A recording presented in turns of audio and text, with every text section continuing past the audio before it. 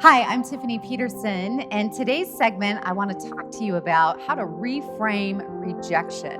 When it comes to sales, growing your sales, navigating the sales process, one of the number one fears that come up for individuals is how do I handle the fear of rejection? When I often ask my audiences that I'm speaking to, what gets in your way with sales? Always top of the list is my fear of rejection. What if I'm told no? What if people don't want what I've got? What if I make a fool of myself? What if they turn me down? Now, this is a relationship skill, period, in life, right? Is how you navigate the feelings of rejection.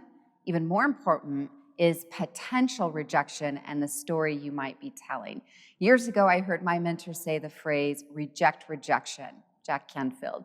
I loved that concept. So today I want to talk to you about how do I reframe rejection and the fear of it, right? How it's showing up for you and how it's showing up in your sales or business or for those that are on your teams. So I want to look at this from a little deeper level. What is rejection and why are we so afraid of it, right? Well, the easy concept, I guess, we could look at is, well, I don't want to feel rejected. I want to feel liked. I want to feel approved of. I want to feel included and so forth. All of that's totally normal. But just realize at the heart of that, right, is those fears that may be at play is, am I liked? Am I approved of? When you're putting yourself out there, whether you're asking for a date or you're asking for someone to look at your proposal or come to a class or to purchase or buy from you, that's natural to have a little nerves about that because you're feeling perhaps vulnerable. You're putting yourself out there. You're asking for the sale or asking for someone to like you or buy from you or date you or whatever the case may be. Is anytime we're moving into that vulnerable space, it's normal to have the fear come up. But I'm just going to invite you to consider reframing rejection by reframing the story that you're telling about it. See, most often where we're staying stuck with this concept is that it's a potential loss, right? It's not even if you have been rejected, because all of us at some time in our lives, we've been rejected. And you know what? We lived, right?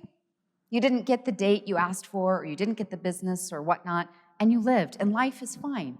It's often the story we're telling about the potential loss, the potential hurt. I love the concept that I can live with failure, but I can't live with regret, right? And oftentimes we might be living our lives in a lot of what ifing. What if I get rejected? What if, what if, what if? I just invite you to let go of that and reframe the story. The concept I love to consider is, let's say someone asks you, or you ask someone for a date, or you ask them to look at your proposal, or your product, or your service.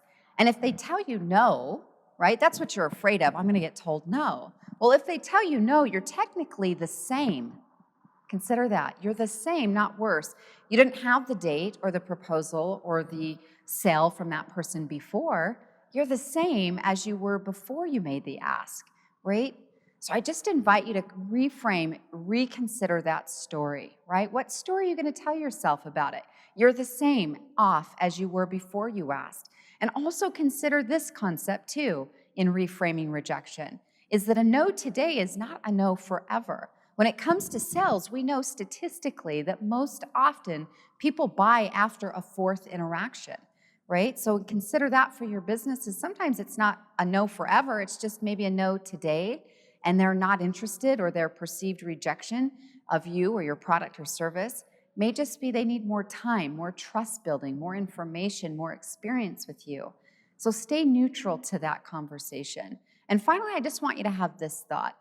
The way that you show up on the planet is the only thing you can control. You can't control other people. You can't control if they say yes or no, or your spouse or your children or friends or others or whatnot. You only control how you show up.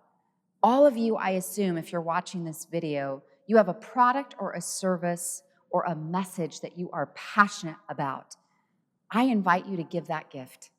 Become a gift giver that says, I'm going to give the gift. And that means I'm going to invite them to try my product or to come to my event or to go on a date with me or whatever your situation may be, is that you consider for yourself, you're willing to show up for you and have your own back for your own life. It's the only thing you can control, is how do you choose to show up? Show up fully, playful out. Some people will say yes, some won't, right? Some will, some won't. So what? Someone's waiting. Is that you choose to tell a different story that it's just a matter of your gift giving. How they respond is up to them. How you respond and show up in your own life is up to you. Thanks so much for tuning in. If you'd like to stay connected and receive additional free trainings, tips, and tools, head on over to my website, tiffanyspeaks.com, and opt in there. And we'll stay connected through newsletters and emails and so forth, that you can stay in touch with what's coming up for us here. Thanks again for tuning in, and we'll look forward to seeing you in a future session.